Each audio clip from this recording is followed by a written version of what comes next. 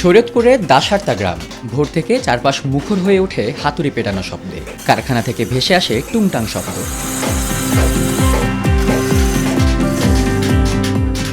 এই গ্রামে তৈরি হয় পিতলের নানান তৈজসপত্র, তাই কারখানায় ব্যস্ত কারিগররা মনোযোগ পিতল আর হাতুড়ির ছন্দে, প্রত্যেকে মগ্ন নিজের কাজে। যুগ যুগ ধরে এই কাজ করছেন কারিগররা। তাদের হাতের নিপুণ ছোঁয়ায় তৈরি হচ্ছে পিতলের সামগ্রী। বাট্টা, বালতি, ঘটি, পানের বাট্টা, এরপর পুরা, ডিশ, নানান আইটেমের মাল কিছু কিছু বানানো হয়। পিতলের বিভিন্ন আইটেমের মালগুলি তৈরি হয়, মোটামুটি সারা বাংলাদেশেই চলে, চাহিদাও আছে। এই পিতলের মান ভালো, কাজের মান ভালো। এখানকার তৈরি হাঁড়ি, পাতিল, কলস থালা, বাটি, গ্লাস, বালতি, পানদানি ইত্যাদি বিক্রি হতো রাজধানী ঢাকাসহ বিভিন্ন জেলার হাটবাজারে। তবে এখন আর আগের মতো জৌলুস নেই এই শিল্পে। কাঁচামালের দাম বেড়ে যাওয়ায় বিপাকে কারিগররা। বংশ পরম্পরায় চলে আসা একসময়ের ঐতিহ্য এখন হারিয়ে যেতে বসেছে।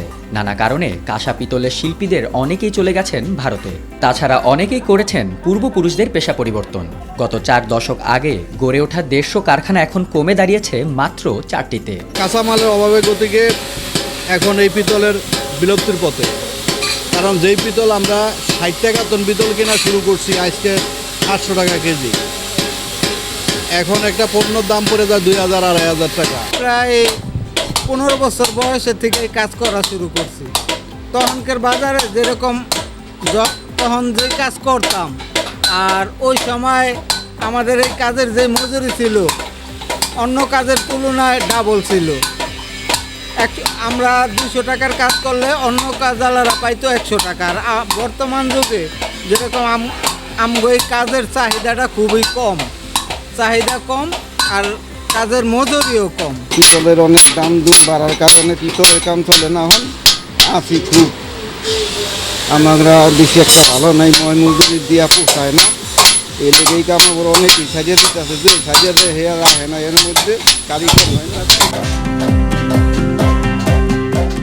নতুন নকশা ও আধুনিকতায় বাড়তে শুরু করেছে এসব পণ্যের কদর। তাই সরকারি সহযোগিতা আর সহজ শর্তে ঋণ পেলে আবারও ঘুরে দাঁড়াবে শরীয়তপুরের ঐতিহ্যবাহী কাঁসা পিতল শিল্প, এমনটা মনে করছেন ব্যবসায়ীরা। যদি সরকার কোনোভাবে একটু কাঁচামাল আমদানি করতো, পিতলের দামটা কমতো, তাইলে আমাকে কাজটা চলতো।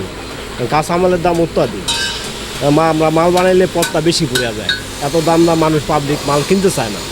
যদি একটু পিতলের দামটা কমতো তাইলে যেমন একটু মাল চালু হইতো। এখন আশা করা যায় আস্তে ধীরে যদি মালের দাম কমে তাহলে একটু সামনে ভালো হবে।